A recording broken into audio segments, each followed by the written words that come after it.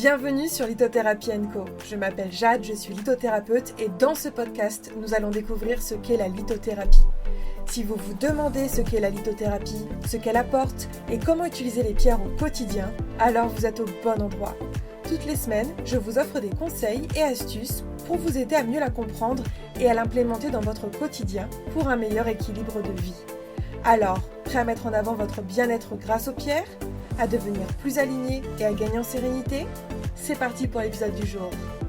Bonjour à tous et bienvenue dans l'épisode 201 du podcast Lithothérapie & Co. Et aujourd'hui, on va parler de ton rituel du soir avec les pierres. Oui. Pourquoi ? Parce que le sommeil, ça reste quand même un sujet qui est ultra important, vous le savez. Et bon, la pierre de sommeil, je vous en ai déjà parlé, j'ai déjà fait un épisode dessus. Si vous voulez, je vous le mets en description de cet épisode ici pour que vous puissiez aller le voir. Mais là, j'avais envie de vous parler d'un rituel.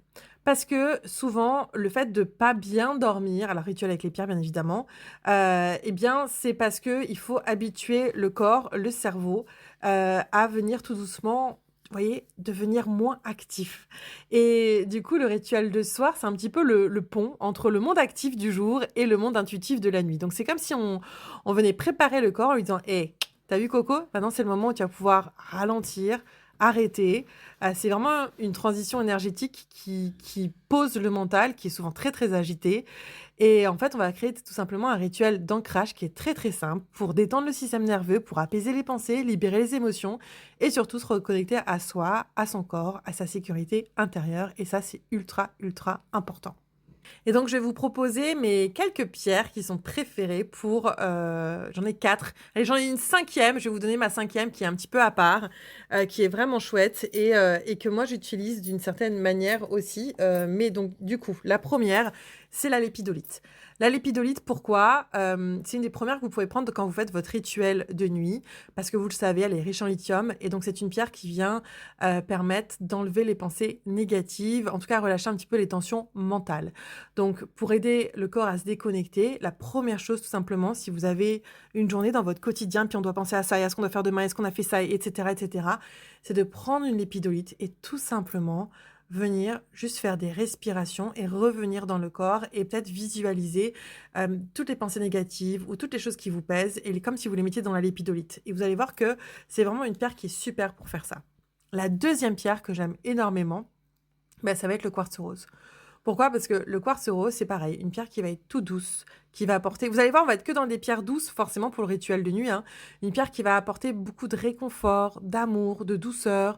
Donc c'est une pierre qui va venir un petit peu vous sécuriser l'enfant intérieur et en fait toutes les émotions. Et Dieu sait que dans la journée, on a tellement d'émotions qui sont mises à vif avec un mot d'une personne, un regard, quelque chose qu'on n'a pas bien fait. Enfin, vous voyez, il y a tellement de choses qui font que, en fait, on se sent vulnérable ou on manque d'amour de soi. Et cette pierre-là, elle fait énormément de bien.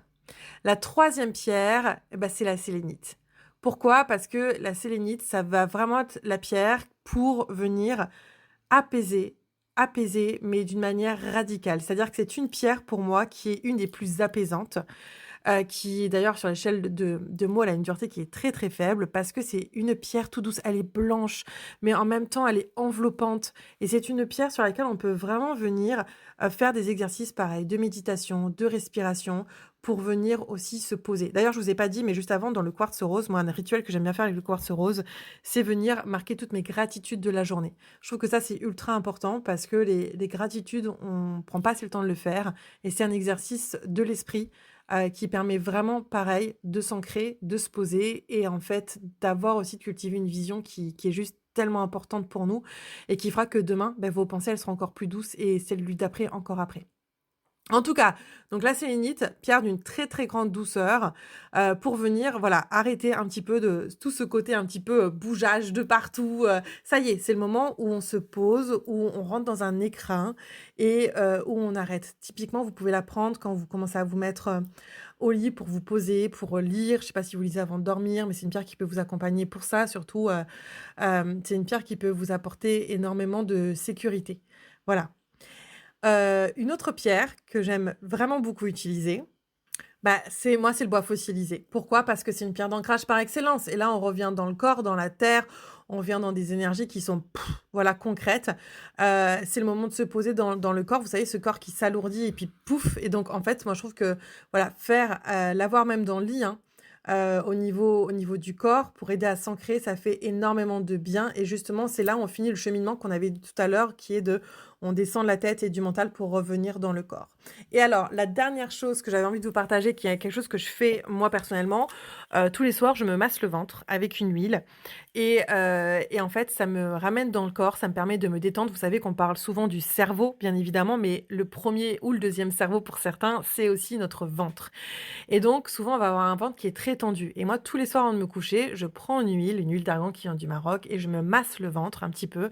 Et en fait, c'est fou comme ça m'aide à mieux dormir. Et ça, vous pouvez le faire soit avec une cornaline avec vous, soit vous pouvez prendre de l'huile dynamisée à la cornaline. Il y a une fiche qui est sur le site d'Odage, si vous voulez, et qui peut vous faire énormément de bien pour vous reconnecter, pour libérer les tensions du ventre, parce qu'on pense tellement souvent au mental, on pense tellement à l'émotionnel au niveau du cœur, mais en fait, le ventre, c'est tellement important, les amis. Donc vraiment, ce moment de massage du ventre, c'est un essentiel, qu'on soit homme ou femme d'ailleurs.